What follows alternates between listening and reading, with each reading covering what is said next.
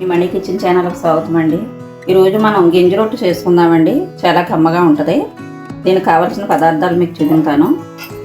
చూడండి, పెసరపప్పు 2 గంటలు నానబెట్టుకుని ఒక 50% ఉడికించుకోవాలండి. నేను ఆల్రెడీ నానబెట్టి ఉడికించేసి పక్కన పెట్టుకున్నాను.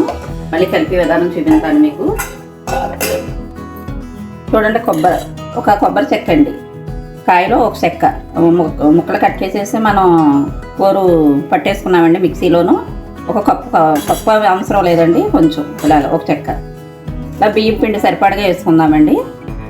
బియ్యం పిండి తీసుకున్నాం. అలాగే 2 పచ్చిమిరకాయలు కట్ చేసుకున్నాం. కొంచెం జీలకర్ర. ఇదిగోండి గింజ. ముందుగా మనం గింజ మరగబెట్టేసుకుందాం, బాగా మరగనివ్వాలి. చూడండి, గింజ మనం మరగబెట్టుకుందాం బాగా. అయితే అందరం కుక్కర్లో వండుకుంటున్నాం కదా, ఒకసారి మనం గింజ రొట్టె చేసుకుందామన్న రోజుని తెపాల్లో వండుకొని గింజ వార్చు చేసుకోండి. ఒక గిన్నెలోకి గింజ వార్చుకుని అప్పుడు మనం ఇలా చేసుకుంటే బాగుంటుంది. చూడండి, ఇలా పొంగులు రావాలి. గింజ ఇలా పొంగులు వచ్చేలాగా మరగబెట్టుకోవాలండి. తర్వాత సరిపడగా సాల్ట్ వేసుకుందాం. ఇందులోనే కొంచెం నూనె పోసుకోండి కొద్దిగా. అలాగే జీలకర్ర తీసుకున్నాం కదా, జీలకర్ర వేసేసుకుందాం. 2 పచ్చిమిరపకాయలు కట్ చేసుకున్నాం కదా చిన్న ముక్కల్లాగా, ఇవి కూడా వేసేసుకుందాం. ఆ తర్వాత కొబ్బరికూర ఉంది కదండి, కొబ్బరి కోరుకున్నాం కదా మనం, ఇది వేసేసుకుందాం.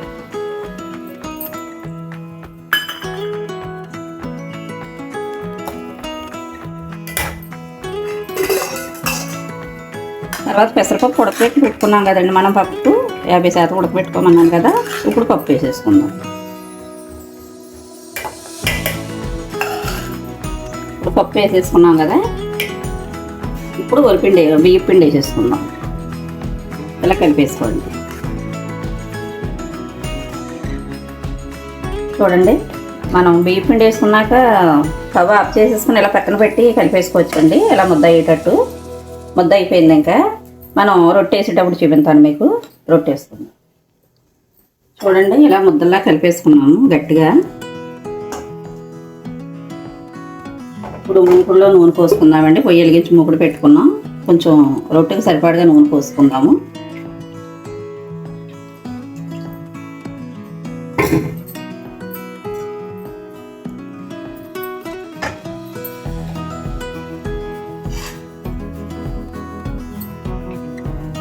నూనె వేడయిందండి. ఇప్పుడు ఇలాగ వేసేసుకుందాం. ఇలా మా నాన్నమ్మ చేసేదండి, చాలా బాగుండేది అసలు. కమ్మగా తినే కొద్దీ తినాలనిపించేది. ఇలా వేసేసుకోవటమే. సిమ్లో పెట్టుకుని ఒక 1 గంట ఉడికించుకుంటాయండి. చాలా బాగుంటుంది. చూడండి, మొత్తం పిండి ఇలా వేసేసుకున్నాం కదా. కొంచెం పైన ఇలా నూనె పోసుకోండి. కొంచెమే, మరీ ఎక్కువ వద్దు. మూత పెట్టేసుకుందాం. మూత పెట్టేసి ఒక 1 గంట సిమ్లో ఉడకనిచ్చుకుందాం. ఐలో పెట్టొద్దండి అసలు, సిమ్లో పెట్టుకుందాం. మళ్ళీ ఉడికాక మీకు మళ్ళీ చూపిస్తాను. చూద్దామండి. ఉడికిపోయిందండి. ఇప్పుడు ఇలా తిరగేసేసుకుందాం మళ్ళీ ఒకసారి.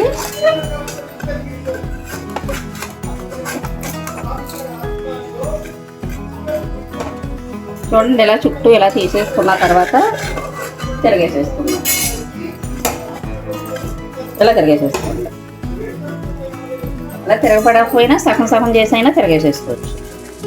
మళ్ళీ ఒక 5 నిమిషాలు ఉడికించుకుందామండి. 5 నుంచి ఒక 10 నిమిషాల లోపు ఉడికించుకుందాం. మళ్ళీ సిమ్లోనే పెట్టండి, ఎక్కడ కూడా ఐలో పెట్టొద్దు.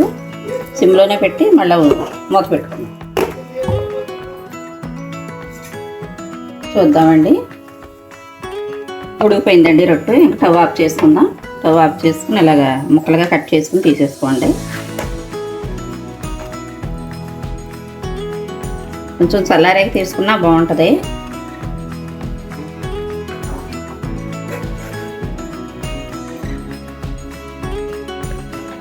చూడండి, ఇలా ముక్కలు కట్ చేసుకుంటా ఇలా తీసేసుకోండి. ఇలా మూకుడు తిప్పుతా కట్ చేసుకోండి. ఇలా ముక్కలు తీసేసుకుందాం ఒక్కొక్కటిని.